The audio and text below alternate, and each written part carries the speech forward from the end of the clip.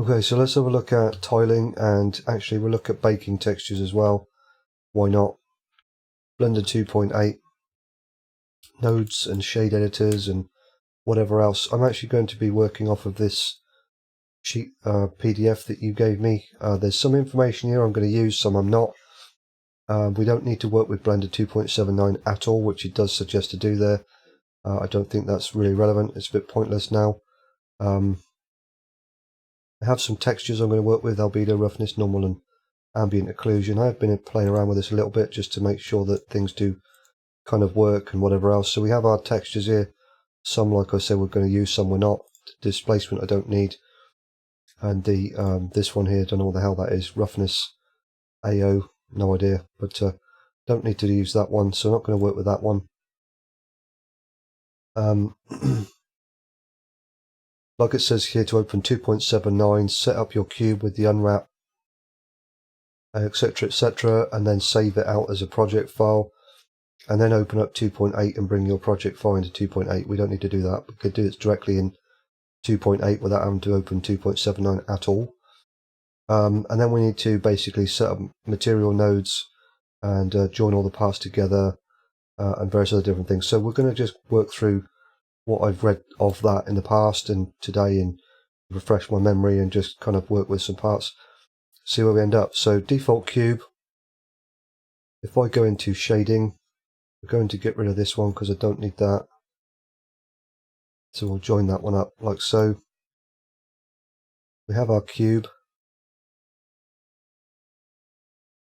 and as you can see, it already has a material. We're going to switch this over to UV editor, and if I go tab, we can see we have an unwrap. First thing I'm going to do is actually rotate this. So I'm going to go A to select everything, R, 90, and enter. And I'm just going to scale it down just a tad, like so, which it does tell you to do something like that in here. If you read through it, it says to actually scale it down slightly, so it's not quite as big as what it was before. You can read through that. I'm not going to read through the entire thing.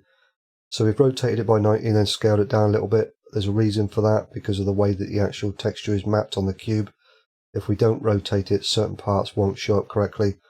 You could always rotate the cube instead, but in all honesty, it's easier to just rotate the UV and then work from there.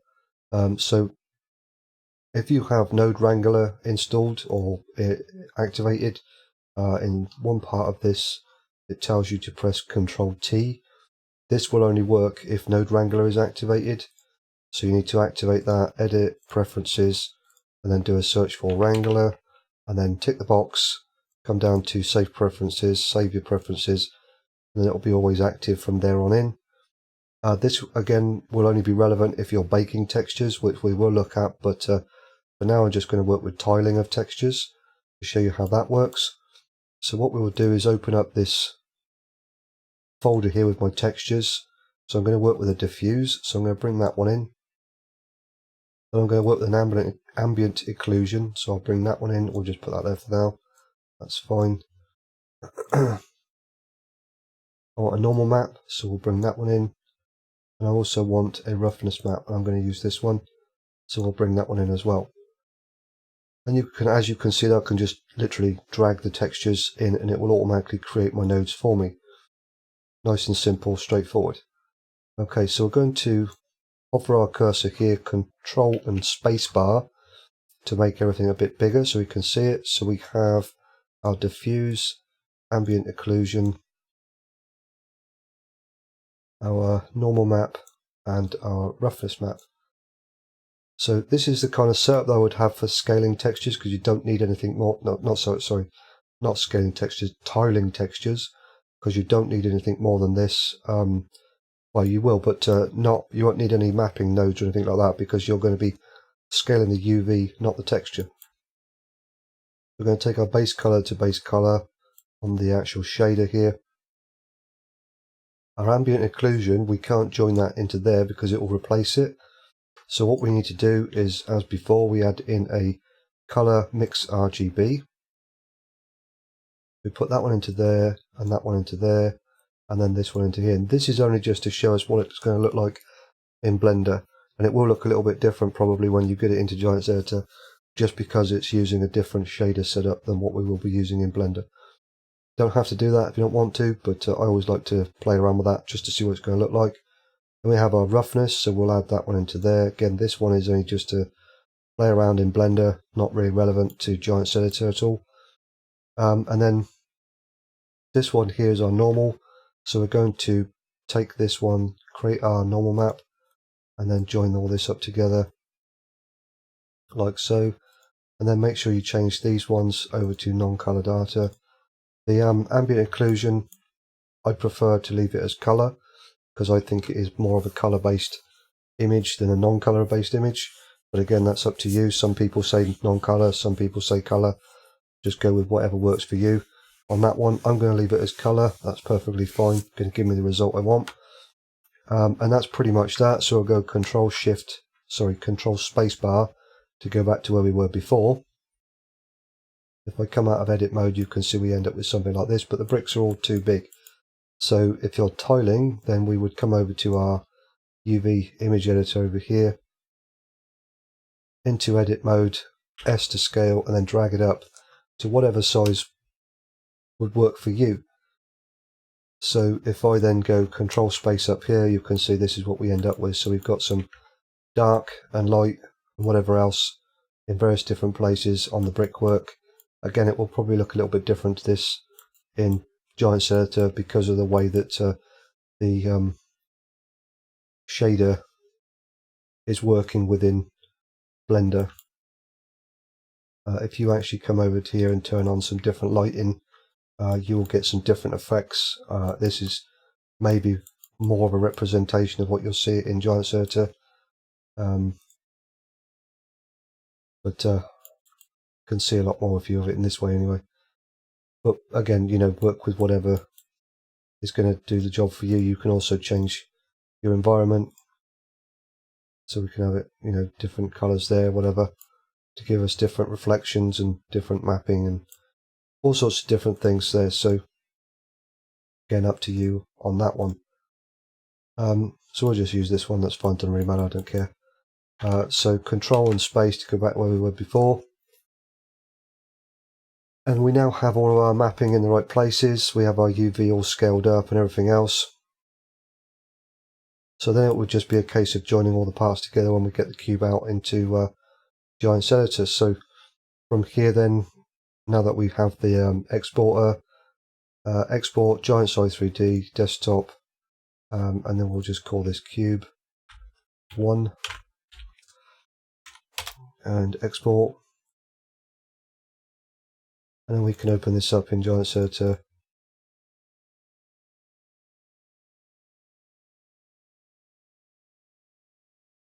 We'll save this as a binary i3D.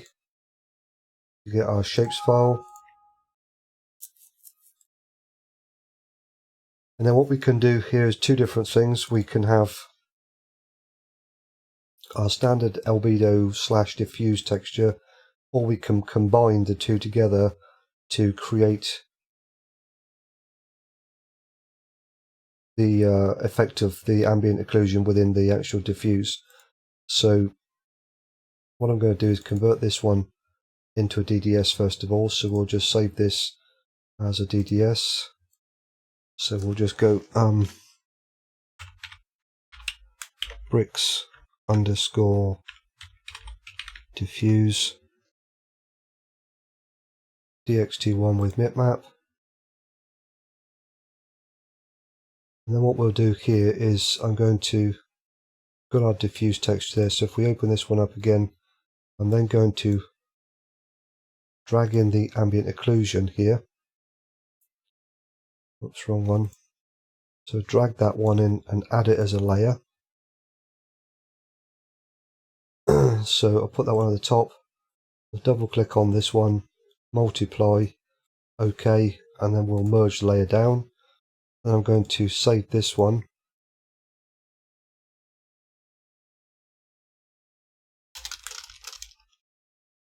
As bricks AO _ diffuse DXT1 with mipmap.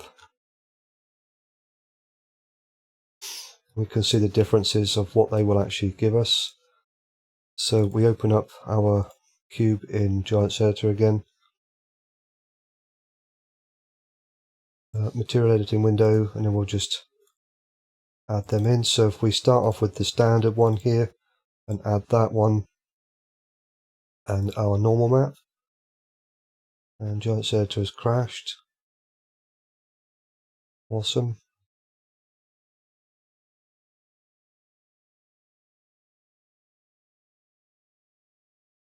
So we'll do that again. So let's add in our albedo, diffuse, whatever you want to call it, and then we'll do normal map. This one actually might have to actually do that. What, I converted that? Maybe not. So let's convert that one as well then, because that won't work. So let's save this as bricks underscore normal. Whoops. Would help if I set it as a DDS. Let's do that first so I don't forget. So let's do bricks underscore normal dxt1 with bitmap. So let's save that one. Go back into here and then we'll load that one in. And for now we'll just set these to 0 and 0. That's fine. And we'll add in a lamp so we can see what's going on. And we end up with something like that, which looks pretty good. Too bad. I think that would be okay on the side of a building or whatever else. But if we want to go a little bit further than that, what we can do here is change this texture out so it has a bit of ambient occlusion in it. So we can then change this one to this one. And then it makes it a bit darker, a bit dirtier, and whatever else. And I think that looks really, really nice. So you could go down that road, perhaps, maybe, and then have it like that with a bit of dirt and whatever else in it, a bit of a darker sort of look to it. I think that looks really nice. So up to you, whichever way you want to go with that. And that's basically very similar to what we would do in 279 by scaling the UV. It's just slightly different on how we go about adding in the actual textures themselves, because it's all based around this node tree, and you just need to sort of get your head around that a little bit. But once you actually get your head around what parts need to do what and how to connect things up, it's very, very straightforward in all honesty. So what we'll do then is, now we've got an rough idea of how to do tiling, which, as I say, is not very too dissimilar to what we would do in 279. It's just this part that's a bit more of a headache sometimes, or can be. But we'll look at baking some textures and how to work with those. We will still use PBR textures, but we're going to scale the textures and not the UV. So what I'll do is I'm going to start a new project. So we'll just go new, general. We'll disregard all that. Don't need any of that. First of all, I'm going to get rid of the lamp and the thingamajigamy there. So we have that. We can get rid of that now. I don't need that anymore. So we'll just get rid of that. And what I'm going to do is we'll start again. So I'm going to get rid of that one, and that one. So we'll delete those because we don't want those anymore. We're going to bake our own. So we'll get rid of that. And this is where it comes into these parts down here, as it's talking about in this particular PDF. So we're going to create the same setup with our albedo, roughness, normal maps and whatever else. Now the good thing about actually baking your own textures, because we have access to roughness and potentially displacement textures and whatever else, when you're using PBR textures as tileable textures, you can't work with any of those because there's no way to combine them together properly. So because we only have the 3 different slots to choose from, which would be our diffuse, our gloss, aka specular, or our normal map. There's no way to work with any of the others. So by baking your own textures, you can then add in a lot more to the finished result using a roughness map, and then baking your ambient occlusion directly into your diffuse texture, you can increase or decrease the normal map. So if you want it to be higher or lower than the default, the starter texture. So if this isn't enough for you, you can increase that within the actual node structure, and sometimes get really nice results. It can also go terribly wrong, and you can end up, banging your head against the desk, and you have to start the whole thing all over again. But it's all about experimentation when it comes to a node-based system. You can manipulate so much more to give you some really fantastic end results. It's just sometimes a bit of trial and error to get it exactly how you want it to be.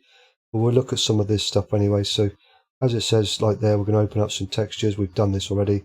We're going to set some parts to non-color data and non-color data, or however you want to say it. We're also going to look at how to change the world settings so it gives us a bit more brightness, which can be more effective when we're baking our textures, because it will potentially use the world settings to give us more lighting in areas, so we don't get too many dark textures as an end result, and things like that. So we're going to have a look at all of these parts, but this is kind of the system setup that we will have at some point, where we will actually have like loads of different nodes and things like that we're going to bake from or bake to, and a lot of baking going on. Yeah, so there is some stuff in here which I think is really relevant. Other stuff has been overlooked, like the Node Wrangler needs to be activated to do certain things. Now I can't remember off the top of my head if Node Wrangler is activated by default in 2.8. It very well may be, which is why it was left out. But I would have still included it in an instruction base that I laid out to say that it needed to be activated, because you don't know, somebody may have deactivated it and didn't really know what the hell it did. So then it talks about pressing Control T, but doesn't tell you what is required to make that work. But again, that's just my opinion. So we'll end up with some textures looking something like that. Probably not quite like that, but something like that. And then we're going to use 2.8 to actually take them out of the editor, the Blender, and put them into the editor. Before we had the exporter for 2.8, I would have done it the other way and appended it back into 2.79, but now that's not relevant. So I'm actually going to close that down because we don't really need that anymore. But I just wanted to show you that that is what I'm basing this on. It was very helpful. It did point me in some different directions on how to set certain things up within 2.8, but I think some of that was because I didn't know where certain parts had been moved to, because this is all different now. It's in a vertical, not a horizontal layout, and it's just getting your head around some of the layouts of the new graphic interface and whatever else. But for the most part, it's pretty straightforward, I think, personally. Once you really get into the node-based system and how to set up different parts, it can be very powerful and give some fantastic results, as I've said before. So we're going to do this again, basically, and I'm just going to kind of zip through this a bit till we get to the relevant part. So we're going to go shading. I'm going to get rid of this part here because I don't need that. And we'll switch this over to the UV editor again, like I said before. So if we tab into edit mode, we have our unwrap. So we're going to go A and then rotate this by 90 so it's in the right direction. And I'm just going to scale it in just a little bit so it's not quite off the edge of the grid. That should be fine. And then what I'll do is actually, do I want to close that? No, I won't close that. I'll just make it a bit smaller maybe. And then we're going to add in our textures again like we did before. So I'll just take these and drag them in. So we have our ambient occlusion, our normal map, and our roughness map. Now you could, in theory, use the displacement map as well to give you a little bit more bump on your brickwork or whatever else. Up to you entirely. So we'll go Control Spacebar to make this full screen so we can see what's going on. So we have our diffuse and ambient occlusion here, and then we have our roughness and our normal map. So the roughness one can go directly into there. This one up here, we're going to go color, mix RGB, and then join all of those parts together like so, if it will actually let me. There we go. And then we'll change this over to multiply like we did before and put that into the base color. And then we'll go Shift A, vector, normal map, put that into the color input and the normal to normal. And then this one over here for our displacement, we can just go directly into the displacement for our material output. We'll select this one and go non-color data, this one down here, non-color, and our roughness will do non-color. Again, as before, the ambient occlusion and the diffuse will leave on color sRGB. Control space, and if we have a look what we've got, we should have some representation of what the actual end result should look like, but obviously the brickwork is far too big. Now what I could have done here is actually pressed Control T on here and it would have created some parts for me, but relatively straightforward if I can remember which ones they are, that's the only thing. So if I go F3 and I go UV, what we should have is, let's do coordinates.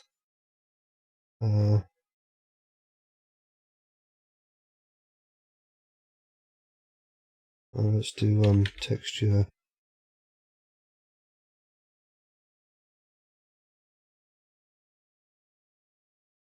Okay, let's do input texture coordinate, and we want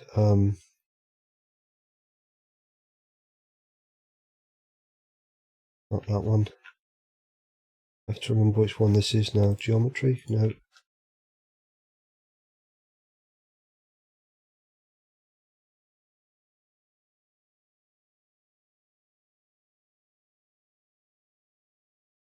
Can't remember which one it is.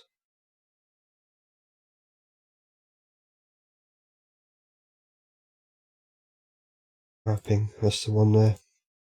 Always catches me out, can I remember what it is? So we're going to join UV to vector, and then this one vector to vector, and as before these ones need to be joined up across all of our textures, so we are actually changing the mapping for all of them. So we'll do that, and then whereas before we scaled up for our UV to 4, or I did, I'm going to change this one to 4 and 4, which will give me the same result. It will just be scaling the actual texture instead of the UV. And now we have all of those parts set up there, we can actually bake the textures out. We cannot do this in Eevee, so we have to switch to cycles. Everything else there can be left as it is, that's perfectly fine, doesn't matter. So what we will do over here then is I'm going to unlink this texture that's already applied to it, and depending on which texture you have selected will be the one that it actually shows up. So I have my diffuse, if I select the ambient occlusion that will show up, if I select the roughness that one will show up, and if I select the normal map that will show up. So we want to unlink those, so we click on the X to unlink it from the UV editor, and then we're going to go new, and then this one will be my diffuse, so I'm just going to call it diffuse, that's fine, 2048 by 2048 just to give it some depth, and we'll go OK, or resolution I should say, not depth. And then back over in our node editor here, what we need to do is go Shift A, texture, image texture, and this one we need to actually select the image we've created over here. So we've selected, or we've created this image called diffuse, so we need to select it within here. So we click on the drop down and select diffuse. Make sure this is the only one selected. So Alt A will deselect everything, and then just click this one and highlight it. Then what we're going to do is open up the bake window here. Because this is our diffuse texture, we're going to switch from combined to diffuse. We don't want influences by direct or indirect lighting, we just want influence by colour. I'm going to reduce the margin here from 16 to 8, and I'm actually going to uncheck clear image. And the reason why I'm doing that is because any area that isn't filled in will actually be deleted and replaced with an alpha, which will then screw up what format you're going to save the texture in, because it really needs to be DXT1, and if you create an alpha in the background it will need to be DXT5, otherwise it will cause some problems, and that could potentially fail on Giants testing. So you want to have the black background intact. So we're going to clear our image, and we're going to hit bake.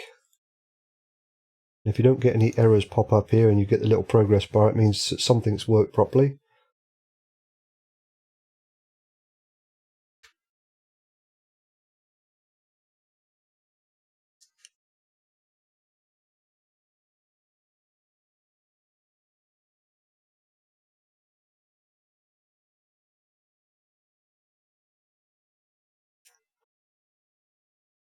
So this part can take a little while, it just depends.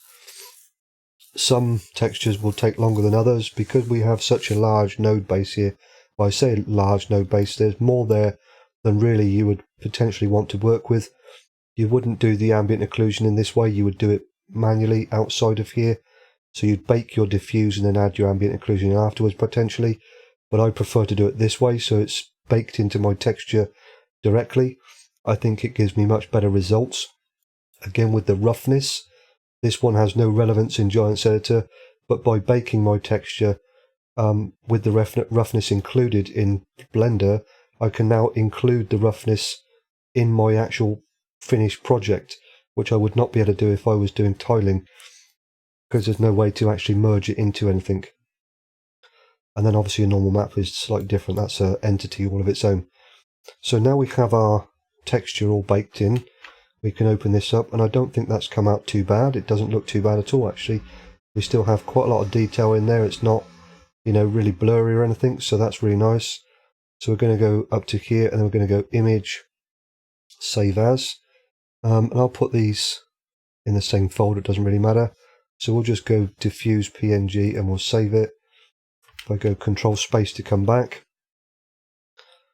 We can use the same texture here if we wanted to, it doesn't really matter.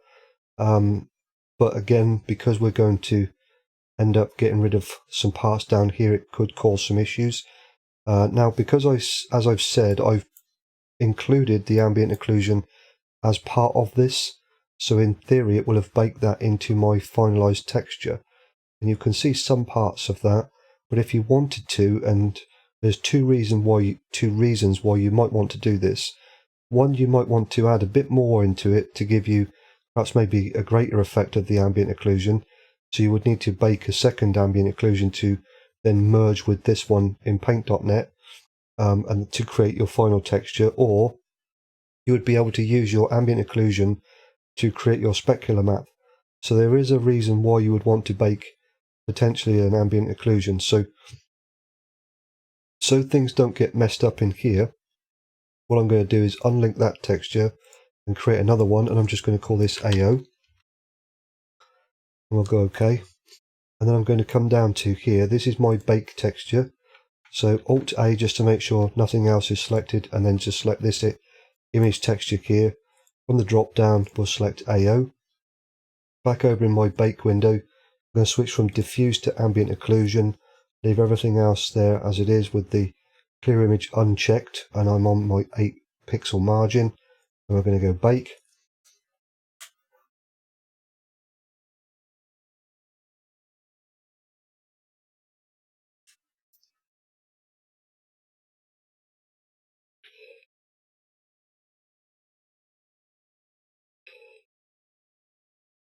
So I've got mine set to use my GPU for this particular process.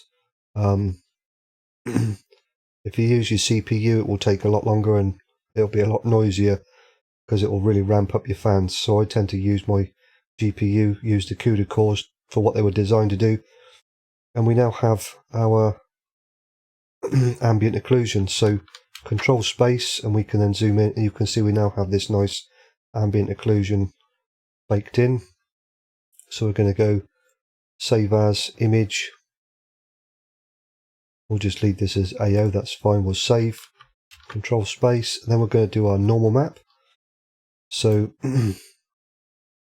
again, we're going to unlink this one. So we're going to click on the X, new, and we're going to go normal, and then click OK. We now have our map selected there. So again, back to our texture, our output texture, our bake texture, image texture, and we're going to click select in normal.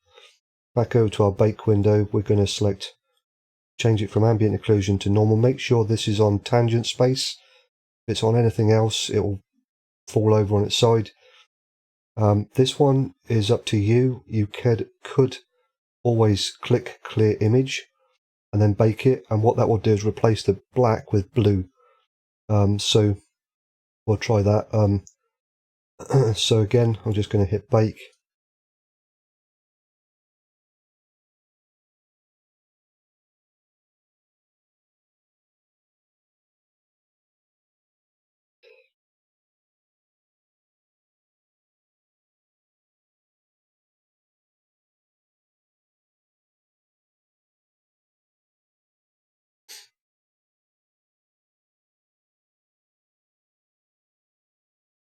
And there we go. We now have our normal baked in. So if I go control space, you can see our normal maps all baked nicely. Excellent. We're going to come back up to here, image, save as, normal PNG, and save that. Control space to come back to here, that's fine. So we now have everything set up there, okay. So what I'm going to do then is I'm going to go File, Save As. I'm just going to leave this as untitled, that's fine. We'll save that. So we now have everything baked as we want it to be. But the UV is obviously in a different place than what it was before. Because we scaled the UV in the previous go through, this is now not scaled. Well, it is, but scaled inwards slightly. And I've baked all the textures to the grid, if you like. So we're going to need to export the cube again, because the UV would not match the one we exported earlier. So I'm going to do exactly that. File, export, Giant Size 3D on the desktop, untitled. I can call this cube, I suppose. Doesn't really matter. And we'll export that out. I'm going to go Control S to save all of this. We'll close that down, don't need that for now. So if I then open up my cube in Giants Editor,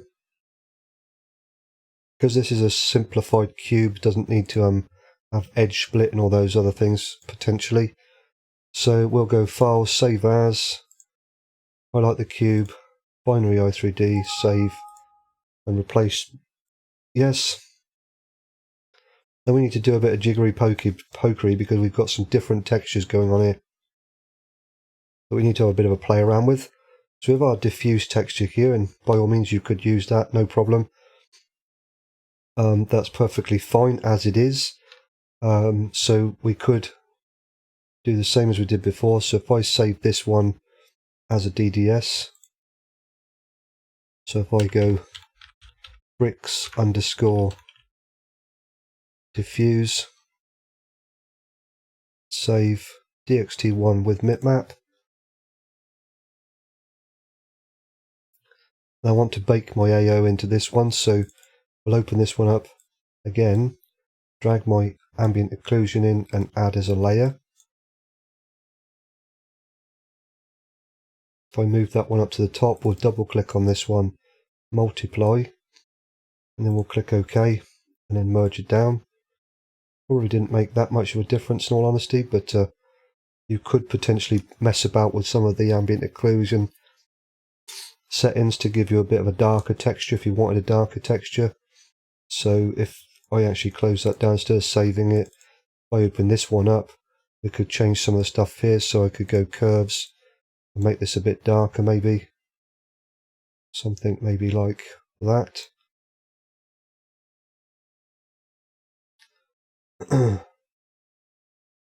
So we have some darker textures in areas.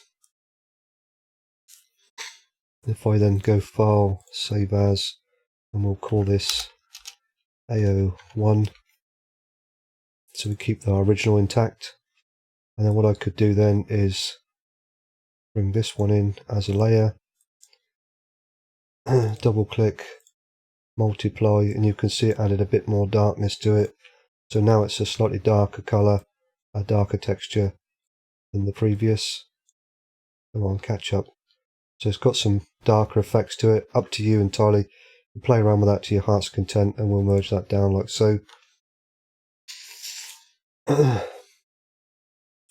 So I'll go Save As, and then we'll just call this bricks AO underscore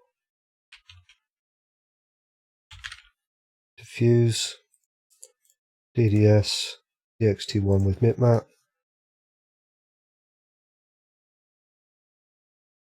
So there's a couple of different ones we could use there. DDS, do that, there we go. So I don't know if there's much of a difference between these two, in all honesty. There might be.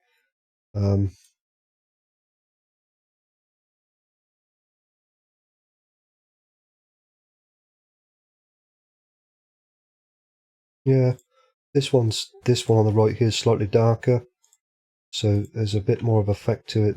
On this one, I go between the two of them, a bit closer in maybe. Kind of see that this one's got a bit of a darker effect to it, so you can see the ridges a bit clearer in the brickwork and whatever. But again, up to you which one you want to go with on that.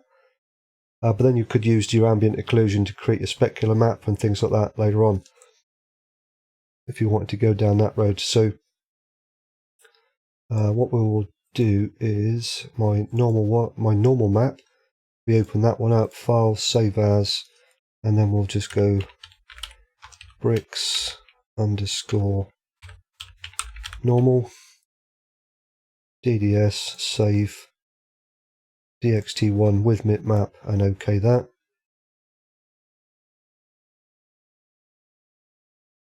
So we now have a good selection of textures to work with if we wanted to play around with those. So we'll open up our cube again in Giants Editor and apply our textures, our baked textures this time though. So if we open this one up, I'm going to use the diffuse with AO. So I'll add this one in. We'll come back to the gloss. So for now I'm just going to change these to 0 and 0. My normal map. So bricks normal. If we add that one in, and I'll go Control L to add a lamp. And you can now see we have quite a nice looking brick texture with a bit of ambient occlusion in it, and also our normal map baked in and everything else. And obviously, yeah, they don't line up perfectly, so because this is just a straightforward cube, you would need to potentially manipulate some parts a little bit with the UVs and move some parts around there, but that's pretty standard. You know, you're going to get that even with tiling to a degree. But the idea is hopefully to show you how to work with different textures for either tiling or even if you want to bake your own textures. Now, because I've not changed the samples, these ones aren't, the baked textures aren't going to look as high quality as the original ones. If you play around with the samples a little bit, increase the samples, the bake time will be increased dramatically, but the result will be far superior. But to be honest with you, I don't think that looks too bad, considering how quickly it baked them. Didn't come out too bad at all, in my opinion. So that's that. If I switch this one over, we can just have a look at what the other one looks like. The bricks diffuse, don't think you'll see much difference. This one's a bit brighter, as you could see there. So again, whichever one you want to go with. I prefer the slightly darker, personally. But again, you know, whatever. And you can start to work with potentially things like your specular map. So if I take this one, which is the slightly darker one, for example, this one here, what I'll do is I'll duplicate that one, and I'm going to go 1, 2, 3. Actually, let's do another one. So this top one here, I'll make that red. So if I go paint bucket, and then this one here will be black. This one here will be, let me move that up to there. So this one here will be green. And then this one here will be blue. If I put that all the way back to there like so, and we'll change back to that. And then we'll join all of these together. So if I deselect all of those, select the bottom two, double click, multiply, and then merge down. So I'll select this one and this one, double click, multiply, and merge down.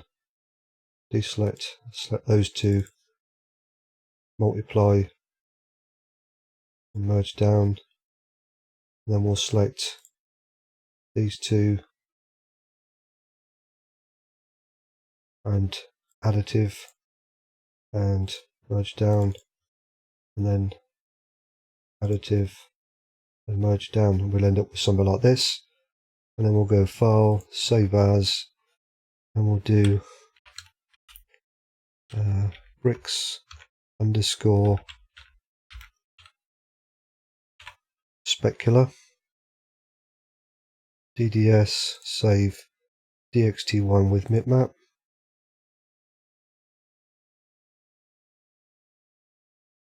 So if we come back to here and open this up,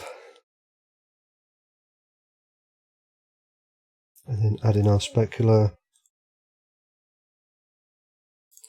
like so. And there we go.